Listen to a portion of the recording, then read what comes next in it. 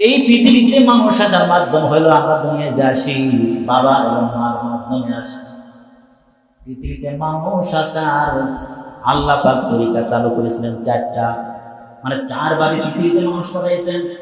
একটা হলো মা নাই বাবা নাই, আদম পয়গম্বরকে সরাসরি কুদরতি ভাবে তৈরি করলেন, তার বাবা নাই মা নাই। হাওয়া আলাইহিস সালামকে একটা জীবিত মানুষ থেকে, আদম থেকে অর্থাৎ পুরুষ মানুষ থেকে হাওয়া তৈরি করলেন।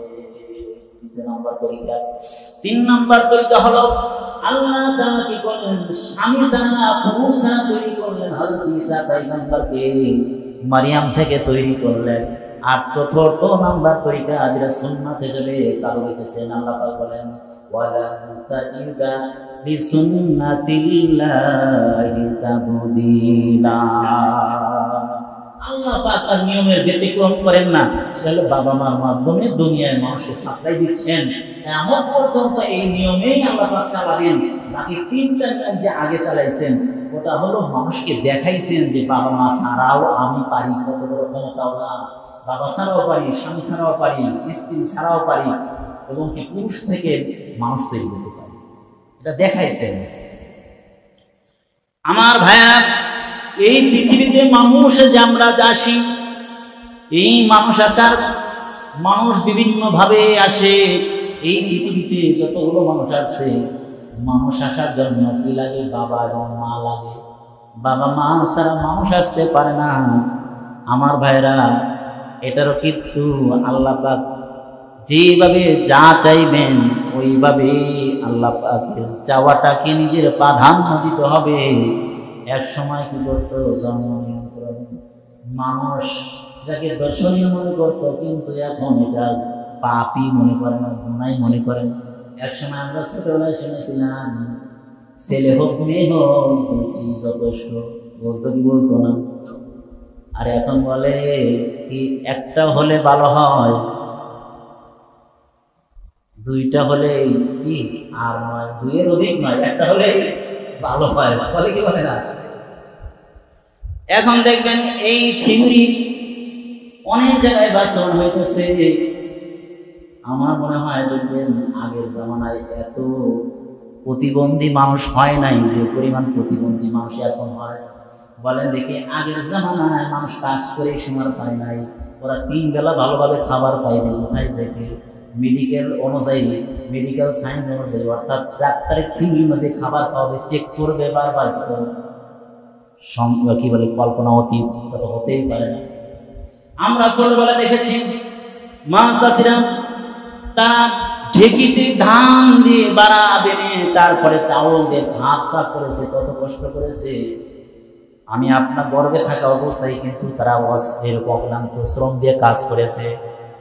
কিন্তু বলেন দেখি এখন যারা বাচ্চা ডেলিভারি হয়, বলেন দেখি 1-2 মাস হইতে না হইতে দেখেন 10 বার মেডিকেলে গেছে, চেক আপ করে সন্তান কিভাবে আছে, কোন দিকে আছে, ডাইনা বামে, কাটনা খারাপ সব চেক করে, এবং ডাক্তারের মেডিকেল অনুযায়ী কি করে খাবার খাওয়ায়, ব্যায়াম করায়, সব করায়। তারপরে দেখবেন হঠাৎ করে লাড়িনা শুরু হয়ে গেছে, দুনিয়া থেকে বিদায় নিয়ে গেছে, বাচ্চা হয় না। আবার দেখবি এত টেস্ট আর এত এরকম ডাক্তার ঠিক যে খাবার খাওয়ায়, ব্যায়াম করায়। তারপরে দেখবেন আগের জামানা যে বর্তমান বিকলাঙ্গর হার বেশি না কম? বেশি। কিন্তু আল্লাহ পাকের দেওয়া ফরমালিটি তুমি গ্রহণ করবা না। আল্লাহ তাআলা বুঝাইতে চায় তোরা আমার দেওয়াটা নিতে চাস না, তাহলে তোরটাও না আমারটাও না, তাহলে একটা কাজ করবো, একটা দিন সুস্থ আর একটা অর্ধেক দিন একটা, তখন দেড়টা বোঝাটা বুঝবা, অর্ধেক কেমন যখন পাঠাইবো তখন বুঝবা খেলাটা কত। 5 জন দিলে যেই পরিমাণ তোমার কেরা হইতো, যত কষ্ট হইতো, এই দেখবেন অর্ধেক মানুষ দেওয়ার কারণে তার চেয়ে বেশি কষ্ট হইল।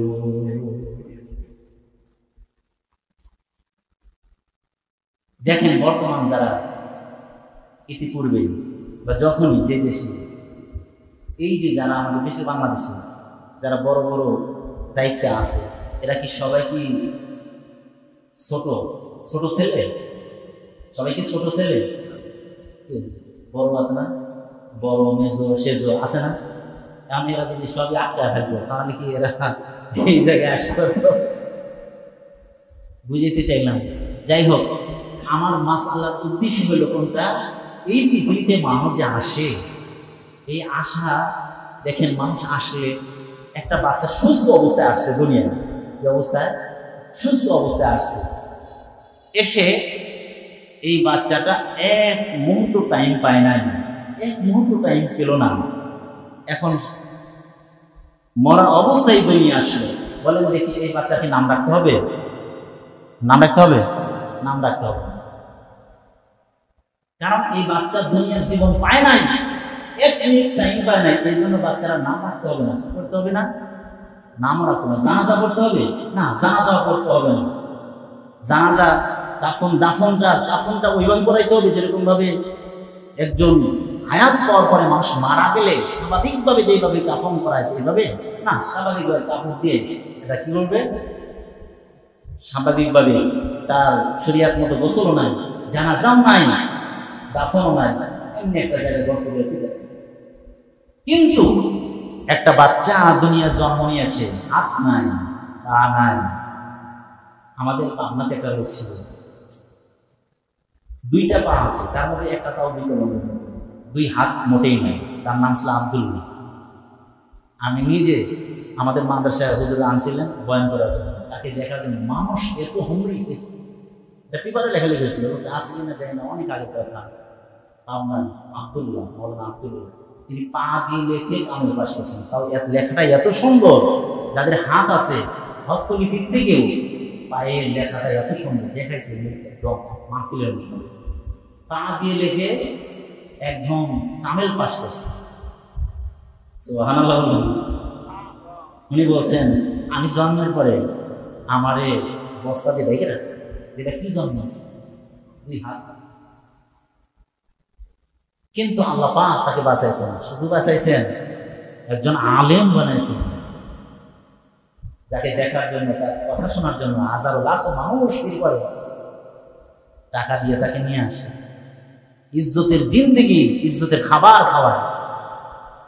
এরকম একটা বাচ্চা জন্ম হওয়ার পরে 1 মিনিট টাইম পেয়েছে, 1 মিনিট টাইম পাইল, 1 মিনিট টাইম পেয়ে বিকলাঙ্গ সন্তান, হাত নাই, পা নাই, চোখটাও তেমন ভালো না, কিন্তু 1 মিনিট মাতা একটা আওয়াজ দিয়ে সাথে সাথে মারা গেছে।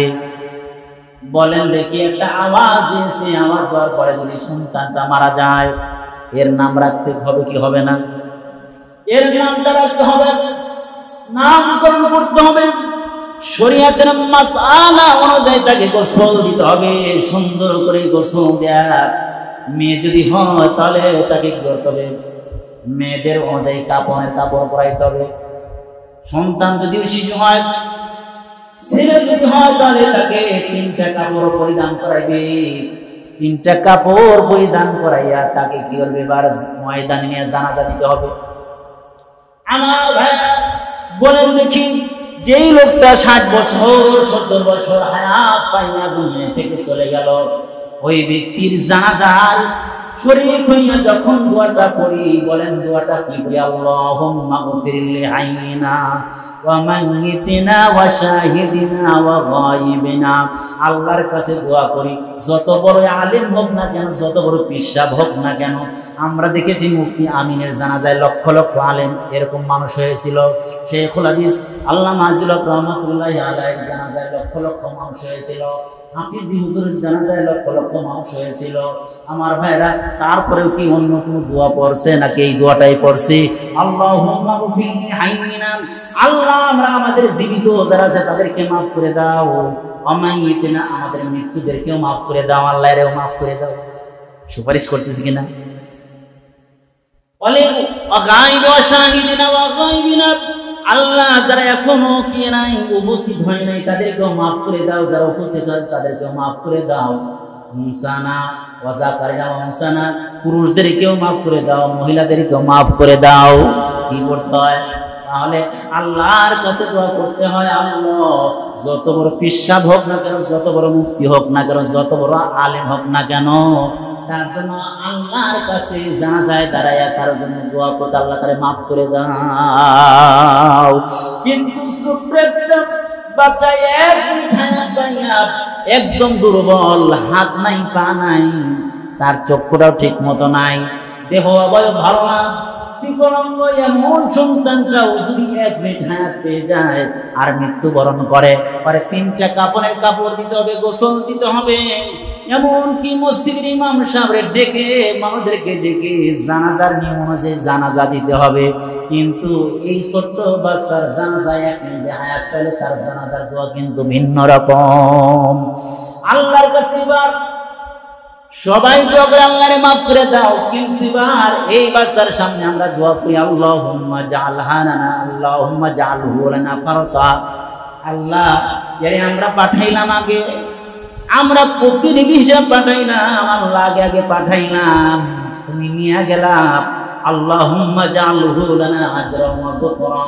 আল্লাহ এদেরকে এই সমস্ত বাচ্চাকে কিয়ামতের ময়দানে জাফিরা হিসেবে রেখে দিও, তোমার গোডাউনে রেখে দিও, শাফিউ মুশাফফা, কিয়ামতের ময়দানে যেন এদেরকে আমাদের জন্য সুপারিশকারী বানায় দিও। এর জন্য দোয়া না, দোয়া করতেছে আমার জন্য, আল্লাহ এ তো জান্নাতে যাবে, এর মাধ্যমে আমাকে সুপারিশকারী বানায় দাও, আমি যেন আর রাসূলের জান্নাতে যেতে পারি। সুবহানাল্লাহ।